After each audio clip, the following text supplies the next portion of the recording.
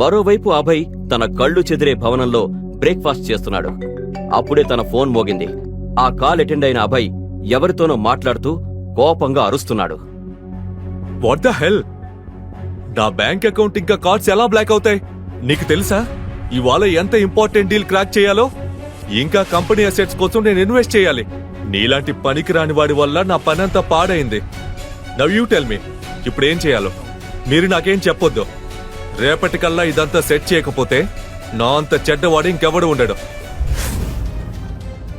సురభి, నువ్వు ఇక్కడ? అబ్బాయ్, నువ్విక్కడేం చేస్తున్నావు? నీ రోడ్ సైడ్ బండి పెట్టుకుని పరోటాలు అమ్ముకునే భర్త. నాకైతే నీ మీద చాలా జాలి వేస్తుంది. నువ్వేమో కోటీశ్వర్ల కుటుంబమైన సికా ఫ్యామిలీ బిడ్డవి. నువ్వు రోడ్డు మీదకి వస్తున్నావంటేనే జనం నీకోసం రోడ్డు తుడిచేవాళ్ళు. కానీ ఇప్పుడు చూడు, నువ్వు రోడ్ సైడ్ పరోటాలు అమ్మేవాడి చెయ్యి పట్టుకొని నడుస్తున్నావు. మరి 2 ఏళ్ల ముందు నువ్వెక్కడికి వెళ్ళిపోయావు? నేను పారిపోలేదు. నా కెరియర్ కోసం యుఎస్కి వెళ్ళాను. ఈ విషయం నీకు కూడా తెలుసు, నేను నిన్ను చాలా ప్రేమిస్తున్నానని. నిజానికి 2 ఏళ్ల ముందు శివ సురభిల పెళ్లి మరెవరో కాదు, సాక్షాత్తు సురభి వాళ్ల తాతయ్య శివేంద్ర శిఖానే జరిపించాడు. శివ ఆయన కేర్ టేకర్. దేశంలోనే ప్రముఖ బిజినెస్ మ్యాన్ అయిన శివేంద్ర తన గారాల మనవరాలి పెళ్లి ఓ బికారీతో ఎందుకు జరిపించాడో ఎవ్వరికీ అర్థం కాలేదు. ఇంతకీ తను శివతో పెళ్లి ఎందుకు చేశాడు? ఈ విచిత్రమైన పెళ్లి వెనకాల ఉన్న ఆ రహస్యమేంటి? నేను కేవలం మా తాతగారి వల్లే నిన్ను భరిస్తున్నాను. ఒకవేళ నాకే కుదిరితే గనక ఒక్క నిమిషంలో నిన్ను నా జీవితం నుంచి తీసి అవతల పారేస్తాను. నోరు మూసుకో. ఒక్క మాటైనా నీ నోటి నుంచి వచ్చిందో నీ వల్లే నా పరిస్థితి ₹1 కోసం చస్తున్నాను. అసలు శిఖా మ్యాన్షన్లో రాణిగా బ్రతికేదాన్ని. అది విని శివ కామ్గా ఉన్నాడు. కానీ తన మనసులోనే అనుకున్నాడు, నువ్వు బాధపడకు సురభి. ఏ రోజైతే నా అసలు రూపం ఈ లోకం ముందుకొస్తుందో అప్పుడు అందరి కాళ్ళ కింద నేల కదిలిపోతుంది. అప్పుడు నేను లోకంలోని లగ్జరీస్ మాత్రమే కాదు, నక్షత్రాల్ని కూడా నీ కాళ్ళ దగ్గర పారేస్తాను. ఇది నా ప్రామిస్. పెళ్లైన వారానికే శివేంద్ర శిఖ చనిపోయాడు. అది శిఖ కుటుంబానికే పెద్ద దెబ్బ. శిఖ ఫ్యామిలీలో శివను శివేంద్ర తప్ప మరెవరూ ఇష్టపడేవారు కాదు. తను కామ్గా అంతా చూస్తూ ఉండిపోయాడు. శివేంద్ర శిఖ చనిపోగానే ఇంట్లో గొడవలు మొదలయ్యాయి. వాటిలో సురభి వాళ్ల అమ్మా నాన్నల్ని శిఖా ఫ్యామిలీ బిజినెస్ నుంచి, ఆస్తుల నుంచి గెంటేశారు. ఇదంతా చూస్తున్న శివ బాధపడినా ఏమీ చేయలేకపోతున్నాడు. సురభి, నువ్వా? ఎంత పొద్దున్నే నా సొసైటీలో? ఒకవేళ పాత ప్రేమ గుర్తుకొచ్చిందా ఏంటి? చెత్త వాగుడు వద్దు. నేనిక్కడికి ఒకరిని కలిసే పని మీద వచ్చాను. దాంతో నీకేంటి సంబంధం? నీతో గొడవ పడే ఓపిక లేదు, ప్లీజ్. ఇంత కోపం వల్ల ఏం లాభం? నువ్వొచ్చావు కనుక పైకిరా. ఇంకా నీ కళ్ళతో చూడు నన్ను వదులుకొని. నువ్వేం కోల్పోయావు? నాకు ఇంట్రెస్ట్ లేదు. అరే పద సురభి, నీకు నా కళ్ళు చెదిరే ఫ్లాట్ చూపిస్తాను. పద పద పద. ఏం చేస్తున్నావ్? అరే పద. మిస్టర్ అభయ్,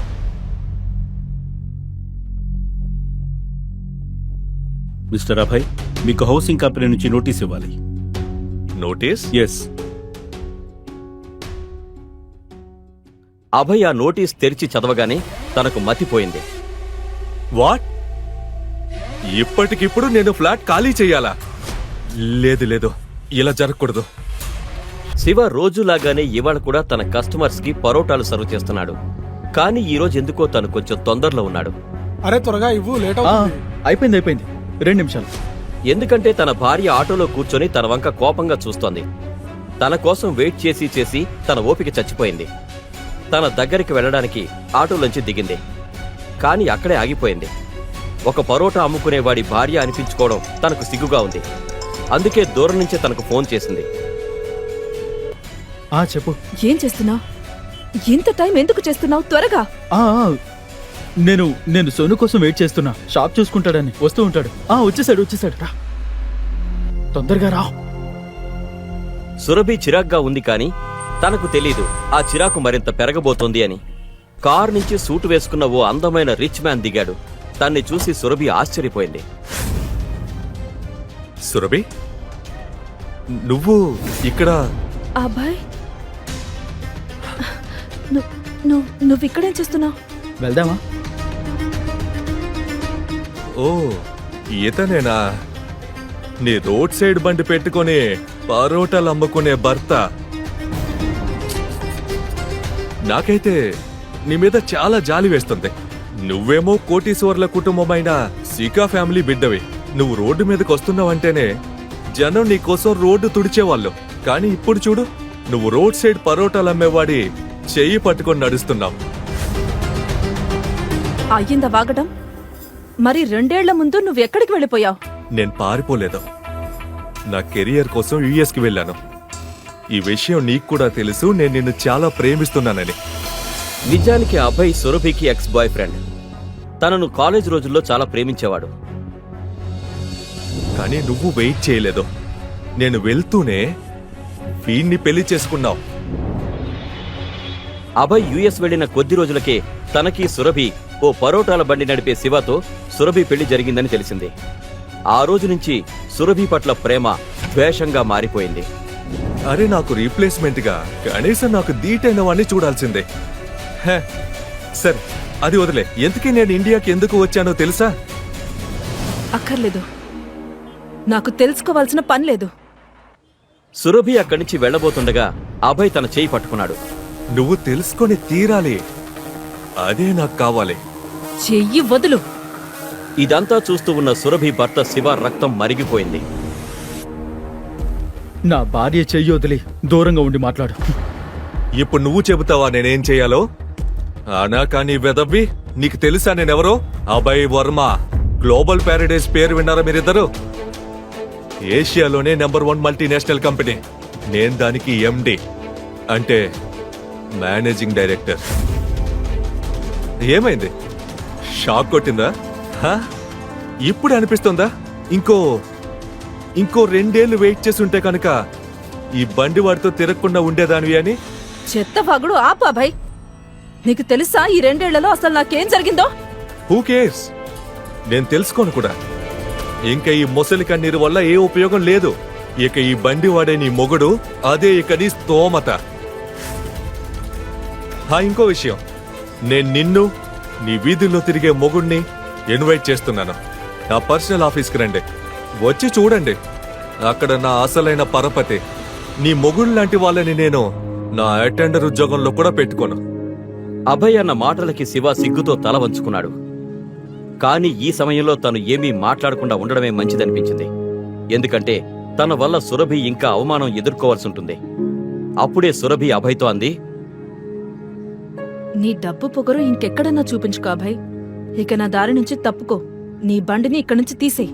ఏం టైం వచ్చింది సురభి? ఒకప్పుడు నువ్వు రోజు నీ ఫ్రెండ్స్ ని లగ్జరీ కార్లలో తిప్పేదానివి. ఇప్పుడు చూడు, ఈ వీధిలో బండి తిప్పేవాడిని పెళ్లి చేసుకుని నువ్వే ఈ ఆటోలో డక్కా మొక్కిలు తింటున్నావు. సురభి, నువ్వు నన్ను వదలకుండా ఉండాల్సిందే. తన కక్ష తీరేలా సురభిని అవమానించాక అభయ్ అక్కడి నుంచి వెళ్లిపోయాడు. కానీ తన మాటలకి సురభి మనసు గాయపడింది. తనను ఎమోషనల్ గా చూసిన శివ ఓదార్చే ప్రయత్నం చేశాడు. కానీ సురభి అతన్ని దగ్గరకే రానివ్వలేదు. శివకి ఒక్క అనుమానం మాత్రం ఉండిపోయింది. సురభి, నువ్విప్పటికీ తన్ని ప్రేమిస్తున్నావా?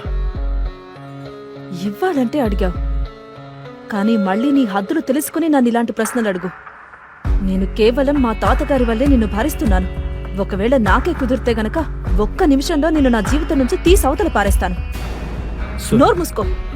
ఒక్క మాటైనా నీ నోటి నుంచి వచ్చిందో నీ వల్లే నా పరిస్థితి ఒక్కో రూపాయి కోసం చస్తున్నాను. అసలు శిఖా మ్యాన్షన్లో రాణిగా బ్రతికేదాన్ని. అది విని శివ కామ్గా ఉన్నాడు. కానీ తన మనసులోనే అనుకున్నాడు, నువ్వు బాధపడకు సురభి. ఏ రోజైతే నా అసలు రూపం ఈ లోకం ముందుకు వస్తుందో అప్పుడు అందరి కాళ్ళ కింద నేల కదిలిపోతుంది. అప్పుడు నేను లోకంలోని లగ్జరీస్ మాత్రమే కాదు, నక్షత్రాల్ని కూడా నీ కాళ్ళ దగ్గర పారేస్తాను. ఇది నా ప్రామిస్. నిజానికి 2 ఏళ్ల ముందు శివ సురభిల పెళ్లి మరెవరో కాదు, సాక్షాత్తు సురభి వాళ్ల తాతయ్య శివేంద్ర శిఖానే జరిపించాడు. శివ ఆయన కేర్ టేకర్.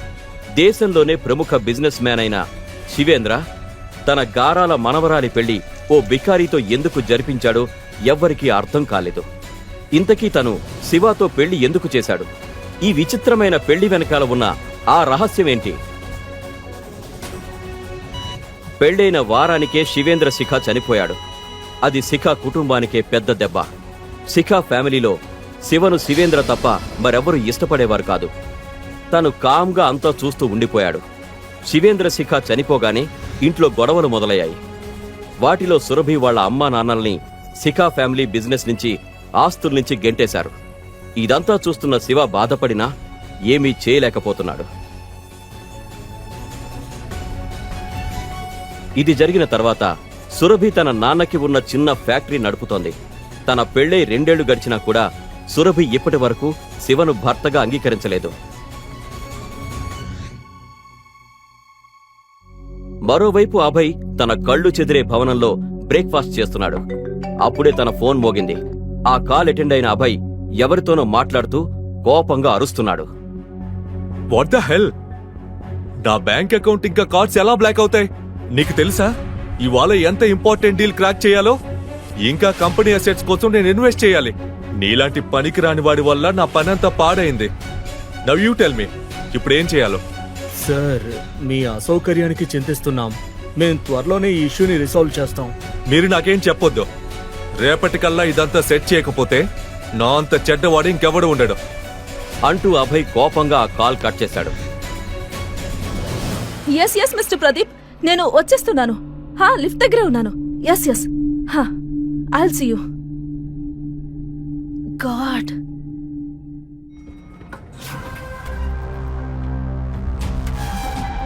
సురభి నువ్వా? ఎంత పొద్దున్నే నా సొసైటీలో? ఒకవేళ పాత ప్రేమ గుర్తుకొచ్చిందా ఏంటి? చెత్త వాగుడు వద్దు. నేనిక్కడికి ఒకరిని కలిసే పని మీద వచ్చాను. దాంతో నీకేంటి సంబంధం? నీతో గొడవ పడే ఓపిక లేదు, ప్లీజ్. ఇంత కోపం వల్ల ఏం లాభం? నువ్వొచ్చావు కనుక పైకిరా. ఇంకా నీ కళ్ళతో చూడు నన్ను వదులుకొని. నువ్వేం కోల్పోయావు? నాకు ఇంట్రెస్ట్ లేదు. అరే పద సురభి, నీకు నా కళ్ళు చెదిరే ఫ్లాట్ చూపిస్తాను. పద పద పద. ఏం చేస్తున్నావ్? అరే పద. Mister Abhay,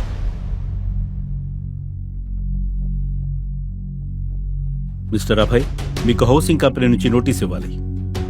notice? Yes. Abhay ఆ నోటీస్ తెరిచి చదవగానే తనకు మతిపోయింది. వాట్? ఇప్పటికిప్పుడు నేను ఫ్లాట్ ఖాళీ చెయ్యాలా? లేదు, ఇలా జరగకూడదు. ఇదేదో ఫాల్స్ నోటీస్ లాగుంది. నేనిప్పుడే ఆఫీస్కి వెళ్ళి కనుక్కోవాలి. ఒకవేళ నీ ఫ్లాట్ కి నా దృష్టి తగిలిందంటావా ఏంటి? ఓ షటప్ సురభి, నా దృష్టిలో నీ వాల్యూ చేయమంత కూడా లేదు. నేను నిన్ను నలిపి పారేశానంటే ఎవరు పట్టుకోలేరు కూడా. ఇక నాకు వార్నింగ్ తర్వాత ఇవ్వు మిస్టర్ అభయ్. ముందు వెళ్ళి నీ కళ్ళు చెదిరే ఫ్లాట్ ని రక్షించుకో. అది నీకిచ్చిన కంపెనీనే ఇప్పుడు లాగేసుకుంటోంది కదా. నిన్ను నేను బాయ్, నా లిఫ్ట్ వచ్చింది.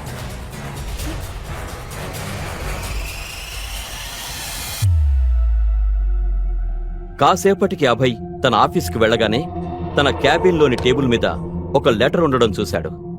దాన్ని తను చదవగానే తన కాళ్ల కింద నేల కంపించిపోయింది. అది తనని టెర్మినేట్ చేస్తున్న లెటర్. దాన్ని స్వయంగా సీఈఓనే అభయ్కి పంపాడు. Termination letter? అది నాకు? వెయిట్, ఇలా జరగకూడదు. నేనెప్పుడు మా ఓనర్ని అసలు కలవనే లేదు. సో నేనెలా అవమానిస్తాను తన్ని? లెటర్లో రాసిన టెర్మినేషన్ రీజన్ చూసిన అభయ్కి మతిపోయింది. కోపంతో ఆ లెటర్ తీసుకుని సీఈఓ దగ్గరికెళ్లాడు. మిస్టర్ అమర్, మీతో కొంచెం మాట్లాడాలి. అబ్బాయ్ చెప్పు. మీరు టెర్మినేషన్ లెటర్ ఎందుకు పంపారు? ఎవరినైతే ఇప్పటి వరకు కలవలేదో దాన్ని నేనెందుకు అవమానిస్తాను? మిస్టర్ అబ్బాయ్, మీరు ఆయన్ని కలిశారు, ఇంకా తనను అవమానించారు కూడా.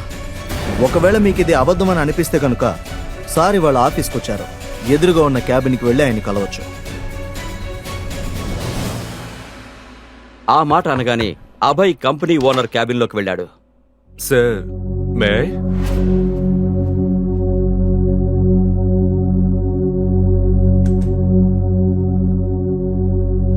సార్, నా పేరు అభయ్.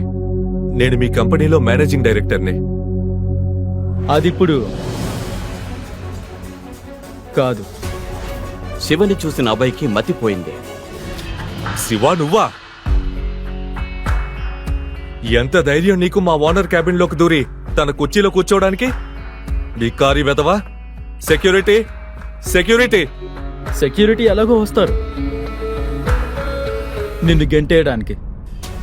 చూస్తూ ఉండు. Get him out. Yes boss. Boss, మీ అందరికీ మతిపోయిందా ఏంటి? ఈ అనాకాని వెధవ రోడ్డు మీద బండి నడుపుతాడు.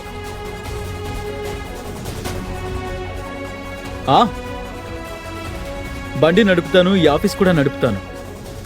ఈ రెండిటికి టాలెంట్ కావాలి, అది నీ దగ్గర లేదు. సెక్యూరిటీ, బయటికి పంపించేయండి. ఈ వాటి తర్వాత తన ఆఫీసులో కనపడడానికే వీల్లేదు. Get out. Sir sir sir sir please నన్ను క్షమించండి sir. Please 1 minute please sir. Sir please నన్ను క్షమించండి. నేను చాలా పెద్ద తప్పు చేశాను. నాకు తెలియదు మీరెవరో. సార్ సార్ ప్లీజ్ క్షమించండి. నేను మీ కాళ్ళ మీద పడతాను సార్. సార్ ప్లీజ్ నన్ను క్షమించండి.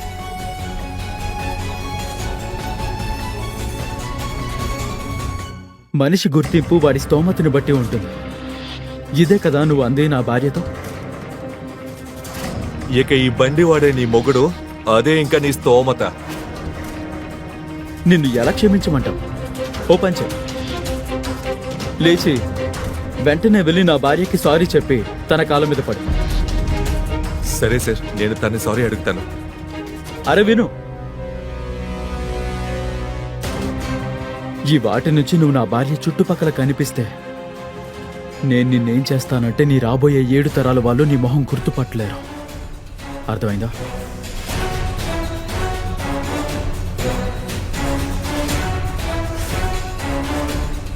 ఇంకా ఇంకో మాట,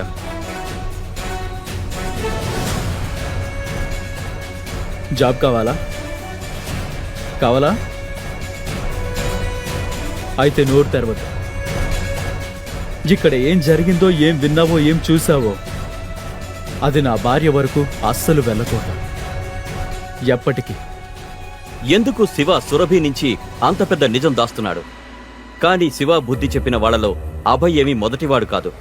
ఇవాటి నుండి 2 ఏళ్ల ముందు తనకంటే భయంకరమైన ఒళ్ళు గగురు పొడిచే గుణపాఠాన్ని శివ సురభి కాలేజీలో చదివే ఓ పొగరుబోతు పిచ్చోడు రిషబ్ సింఘానియాకి చెప్పాడు. సురభి అంటే రిషబ్ 1 సైడ్ లవ్తో పిచ్చెక్కిపోయేవాడు. రిషబ్ హైదరాబాద్లోనే famous business man Singhania industries యజమాని కొడుకు. అందుకే తనంటే కాలేజీలో అందరికీ భయం.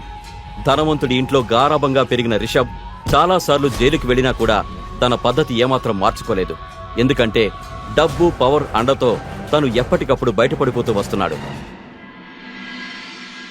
ఒకరోజు సురభి తన ఫ్రెండ్స్తో కలిసి క్యాంటీన్కి వెళుతుండగా హఠాత్తుగా రిషబ్ తన నడుము మీద చేయి వేసి తన వైపు లాక్కున్నాడు. సురభి తన్ని తోసేస్తూ అంది, ఏంటి ఇలా చేస్తున్నావు? పిచ్చెక్కిందా ఏంటి? పిచ్చా? డార్లింగ్, నిన్ను ముట్టుకునే హక్కు నాకే ఉంది. అయితే చెప్పు, నిన్న రాత్రి నా మెసేజ్కి రిప్లై ఎందుకు ఇవ్వలేదు? నీకు తెలుసు కదా నీ గురించి నేను వరీ అవుతానని. Worry my foot. నీకు అర్థం కావడం లేదా? నేను నిన్ను ప్రేమించడం లేదు. నా మనసులో అభయ్కి మాత్రమే చోటుంది. ఓ మై గాడ్, చూస్తే నీకు తెలియదనుకుంటా. నీ మనసులో ఉన్న ఆ ప్రియుడు నిన్న రాత్రి యుఎస్ వెళ్ళిపోయాడు. వాట్? మైండ్ కానీ పోయిందా నీకు? అభయ్ నన్ను వదిలి ఎక్కడికి వెళ్ళలేడు తెలుసా నీకు? నేను తన్నే అక్కడికి వెళ్ళొద్దని చెప్పాను.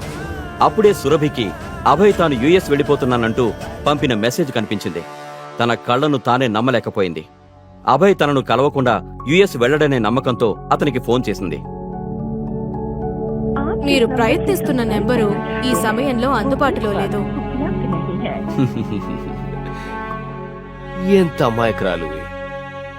ఆ అమాయకత్వం అంటే నాకు పిచ్చి. డార్లింగ్, నువ్వు పొరపాటు పడుతున్నావు. నువ్వు ఎవరినైతే పొగుడుతున్నావో వాడు నిన్ను టీలో ఈగలా తీసి పారేసి యుఎస్ వెళ్ళిపోయాడు. అరే, వాడికి కూడా సక్సెస్ కావాలి కదా లైఫ్లో. చాలా డబ్బులు కావాలి కదా. వాడు ఎంతసేపు నీతో టైంపాస్ చేస్తాడు? ఆ బికారి తలరాత మీద ఎవరిదో దృష్టి పడి ఉంటుంది. పెద్ద అవకాశం ఇచ్చుంటారు, అంతే వెళ్ళాడు. రిషబ్ మాటలు సురభి గుండెలకు గుచ్చుకుంటున్నాయి. సరే వదిలే, నేను ఇవ్వాలే నిన్ను పెళ్లి చేసుకుంటాను అంటూ రిషబ్ సురభి చేయి పట్టుకుని లాగుతుంటే సురభి లాగిపెట్టి ఓ చెంపదెబ్బ కొట్టింది. క్యాంటీన్లో అందరి ముందు రిషబ్కి మొదటిసారి అవమానం జరిగింది. How dare you! నేను నిన్ను లవ్ చేయడం లేదు. ఖబర్దార్ నన్ను ఇంకోసారి ముట్టుకుంటే కనుక నిన్ను చాలా పొగరుంది కదా నీకు సురభి శిఖ. నేను చేస్తానంటే నీ అందమైన మొహాన్ని ఎవ్వరికీ చూపించలేని పరిస్థితికి వస్తావు. నువ్వు కొట్టిన ఈ చెంపదెబ్బకి చాలా ఫలితం అనుభవిస్తావు. ఇక నీ పొగరుని నా షూ కింద నలపకపోతే నా పేరు రిషబ్ సింగానియానే కాదు.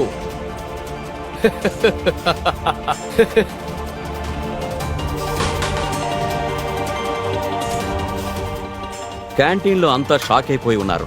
ఎందుకంటే అక్కడున్న వాళ్ళకి తెలుసు రిషబ్ ఇక ఊరుకోడు అని.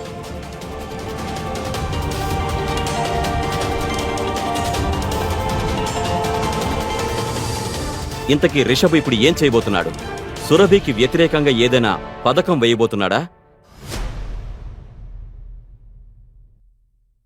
ఆ రాత్రి సిటీ మొత్తం ప్రశాంతంగా నిద్రపోతోంది. కాని ఆ రాత్రి సురభి జీవితంలో మాత్రం పెద్ద తుఫాను తీసుకురాబోతోంది. అర్ధరాత్రి దాటాక తన ఫ్రెండ్ నుంచి ఒక కాల్ వచ్చింది.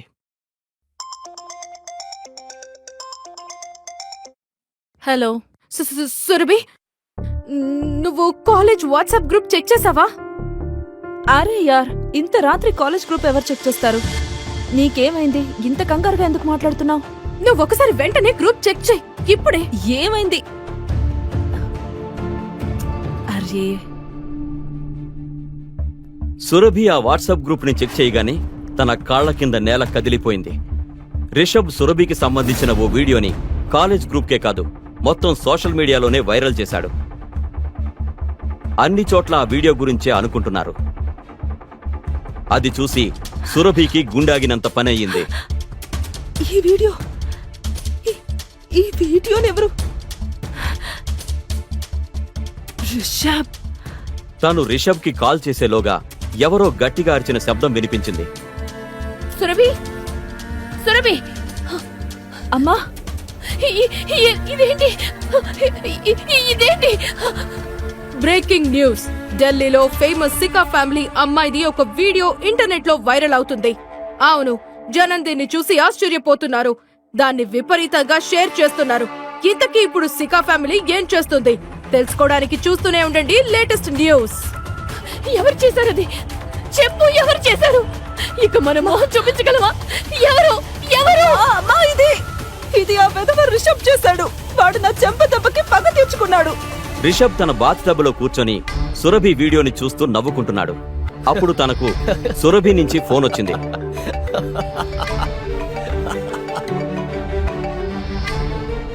రిషబ్, నువ్వేం చేసావు కాలేజ్ గ్రూప్ లో?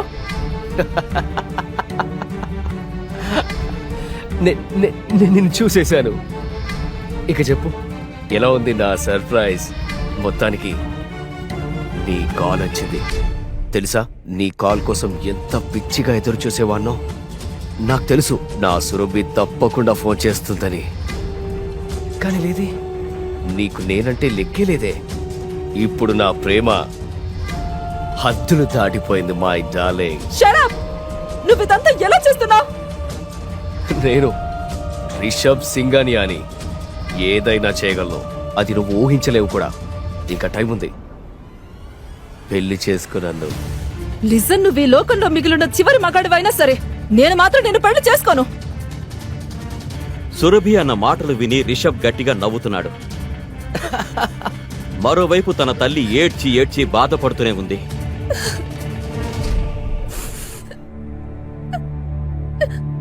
ఎవరికి ఇంకా మొహం చూపించలేం. మన పరువంతా మట్టిలో కలిసిపోయింది. ఏం చేయాలి? రేపటికి మొత్తం ఊరంతా చూస్తుంది వీడియో. ఏం చేయగలం?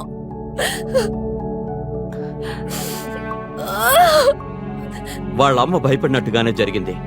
మర్నాడు ఉదయం ఫోన్ శబ్దాలతో శిఖా ఫ్యామిలీ తలడిల్లిపోతోంది. చూడండి, ముందు నా మాట వినండి. శర్మ గారు నమ్మండి, అది fake video. Fake video. Mrs Varma, అలా ఏం జరగలేదు. హలో మిస్సెస్ వర్మ, సురభి సురభికి తన వల్లే కుటుంబ పరువు గంగలో కలిసిపోయిందని అనిపిస్తోంది. దేశం మొత్తం వాళ్లను చూసి నవ్వడం మొదలుపెట్టింది. ఎవరు చేసుకుంటారు తన్ని? నాకు చాలా టెన్షన్ గా ఉంది. అంతా ఉమ్మేస్తున్నారు. ఎలా జరుగుతుంది పెళ్లిక? ఓ కుర్రాడున్నాడు. ఒకడున్నాడు. తను ఇప్పటికీ సురభిని చేసుకోవడానికి సిద్ధమే. సురభి తాతగారు శివేంద్ర శిఖ మాట విని అంతా షాక్ అయ్యారు. శివా, ఆ వ్యక్తి లోపలికి రాగానే అంతా తనను గుచ్చిగుచ్చి చూశారు.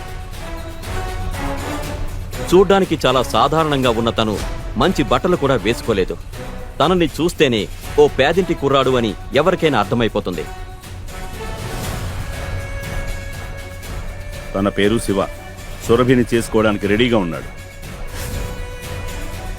కానీ నాన్నగారు, అసలు ఈ కుర్రాడెవరు? తను ఏం చేస్తాడు? ఏ ఫ్యామిలీ నుంచి వచ్చాడు? నీ కూతురి విషయంలో ఇంత జరిగిన తర్వాత కూడా ఈ కుర్రాన్ని తన ఫ్యామిలీ గురించి అడుగుతున్నారా మీరు? శివ అనాథ. తను పరోటాలు అమ్ముతుంటాడు. తను పేదవాడే, కానీ కష్టపడుతూ నమ్మకంగా ఉంటాడు. నాకు కేవలం ఆశే కాదు, పూర్తి నమ్మకం. తన జీవితాంతం సురభిని హ్యాపీగా ఉంచుతాడు. శివేంద్ర శిఖ మాటలు విన్న తర్వాత అక్కడున్న వాళ్ల మొహాలన్నీ తెల్లగా పాలిపోయాయి. ఎవ్వరికీ నమ్మకం కలగడం లేదు. శివేంద్ర శిఖ తన గారాల మనవరాలి పెళ్లి ఓ సాధారణ పేదవాడైన పరోటాలమ్ముకునే కుర్రాడితో చేస్తున్నారని. కాని ఎవరూ తిరిగి ప్రశ్నించే ధైర్యం చేయలేదు. ఎందుకంటే పరిస్థితులు ఎలా ఉన్నాయంటే సురభి పెళ్లి జరగడమే అసాధ్యంగా ఉంది. కాని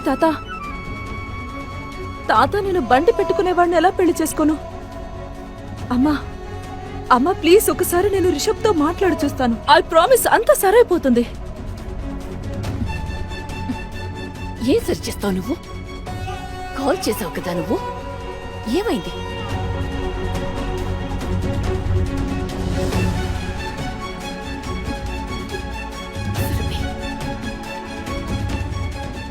ఇప్పుడు తనని పెళ్లి చేసుకోవడం తప్ప నీ దగ్గర ఇంకో ఆప్షన్ లేదు. ఇలాంటి పరిస్థితుల్లో శిఖా ఫ్యామిలీ తమ కూతురు పెళ్లి చివరికి ఓ తోపుడు బండి కుర్రాడితో చేసేసింది. సురభికి ఇష్టం లేకపోయినా శివాని తన భర్తగా అంగీకరించాల్సొచ్చింది. ఇక పెళ్లైన మొదటి రాత్రి సురభి తన గదిలో ఉండగా శివ అక్కడికొచ్చాడు. సురభి చాలా కంగారుగా ఉండడం చూసిన శివ, ఏమైంది సురభి, నువ్వు కంగారుగా ఉన్నట్టున్నావు? చూడు, నాకు నీతో మాట్లాడాలని లేదు. మనిద్దరం భార్యాభర్తలమైనా కూడా మన మధ్య అలా ఏమీ ఉండటానికి వీల్లేదు. నువ్వు నీ ప్రాబ్లం నాతో షేర్ చేసుకోవచ్చుగా. మేబీ నేనేమైనా హెల్ప్ చేయొచ్చేమో. నువ్వు నాకు హెల్ప్ చేస్తావా? ఎస్. నీ బతికేంటో తెలుసా నీకు? నువ్వు నాకు హెల్ప్ చేయలేవు, సరేనా? ముందా వెదవ రిషబ్, ఇప్పుడు నువ్వు.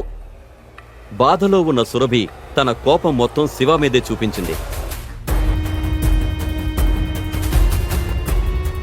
అప్పుడే శివ దృష్టి టేబుల్ మీదున్న ఫోన్ మీద పడింది. అది ఇంకా ఆన్లోనే ఉంది. దాన్ని చూసిన శివ కంగారు పడ్డాడు. ఎందుకంటే సోషల్ మీడియాలో ఇంకా సురభి వీడియోనే వైరల్ అవుతోంది. ఆ తర్వాత ఏం జరిగిందో ఎవరూ ఊహించలేదు.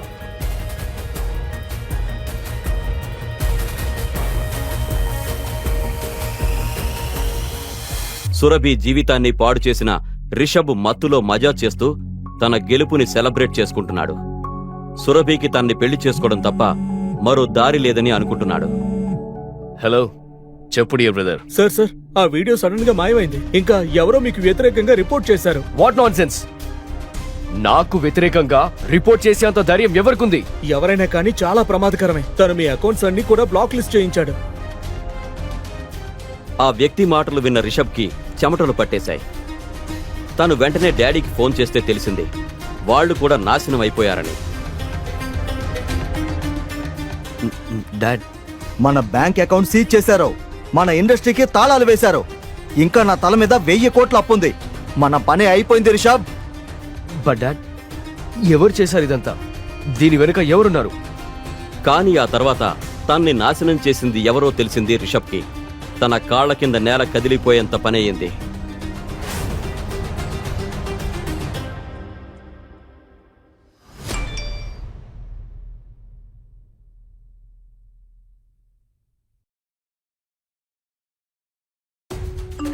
మరోవైపు సురభి తన ఫోన్ తీసి చూడగానే తనకు తెలిసింది తన వైరల్ వీడియో మొత్తం ఇంటర్నెట్ నుంచి మాయమయ్యింది అని.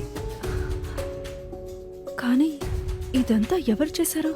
దాని వెనక ఎవరున్నారో సురభి తెలుసుకునే ప్రయత్నంలో ఉండగానే డోర్ బెల్ మోగింది. తను తలుపు తీసి చూడగానే ఎదురుగా రిషబ్ ఉన్నాడు. రిషబ్, నువ్విక్కడేం చేస్తున్నావు? చూడు, నువ్వింకా తమాషా క్రియేట్ చేయాల్సిన పని లేదు. నువ్విప్పటికే నా లైఫ్ తో తమాషా చేసేసావు. ఇప్పుడు ఇక్కడ ఎవరైనా నిన్ను చూస్తేనా? ప్లీజ్. I'm sorry Surabhi. నాకు తెలీదు ఆ అబ్బాయి ఎంతో పవర్ఫుల్ అని. నేను నీకు చేతులు జోడించి సారీ అడుగుతున్నా. ప్లీజ్ నన్ను క్షమించు. నువ్వు ఏమంటున్నావు? నాకేం అర్థం కావడం లేదు. నీ వీడియో ఉంది కదా, ఇంటర్నెట్ నుంచి తీసేశారు. దాంతోపాటు నేను కూడా నాశనం అయ్యాను. నేను నా ఫ్యామిలీ అంతా రోడ్డు మీదకి వచ్చాం. ఇది ఎవరైతే చేశారో అతను మీ ఇంట్లోనే ఉన్నాడు. మా ఇంట్లోనా? మా ఇంట్లో అలా ఎవరై ఉంటారు? చూడు, ఇప్పుడు నువ్వు కొత్త డ్రామా చేయడానికి ప్రయత్నించొద్దు. నేనేం డ్రామా చేయడం లేదు, నేను నిజమే చెప్తున్నాను.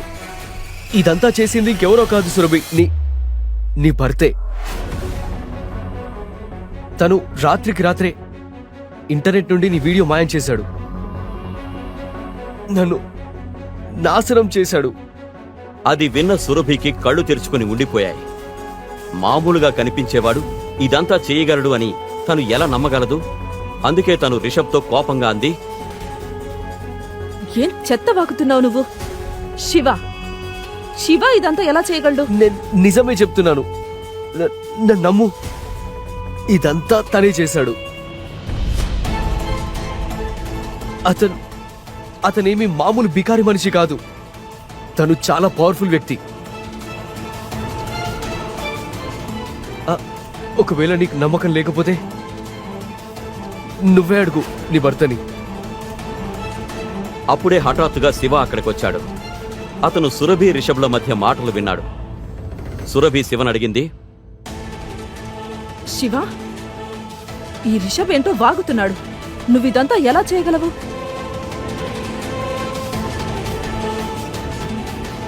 అందుకు శివ ఎలాంటి జవాబు ఇవ్వలేదు.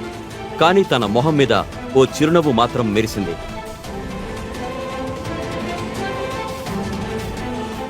చెప్పు. సురభి ఎప్పటికైనా శివ గురించిన రహస్యాలు తెలుసుకుంటుందా? శివ అంత పవర్ఫుల్ అయినా కూడా రోడ్డు మీద పరోటాలు ఎందుకు అమ్ముకుంటున్నాడు? ఇప్పటి వరకు మీరు విన్నది కేవలం ట్రైలర్ మాత్రమే. శివ సురభిని పెళ్లి చేసుకోవడం వెనక అసలు రహస్యం వేరే ఉంది.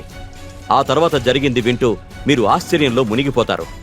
మీరు కూడా ఈ కథలో అనూహ్యమైన రహస్యాల్ని తెలుసుకోవాలి అనుకుంటే క్రింద ఇచ్చిన లింక్ ని క్లిక్ చేసి పాకెట్ ఎఫ్ఎం యాప్ ని ఇన్స్టాల్ చేసుకోండి. Stay tuned to Pocket FM.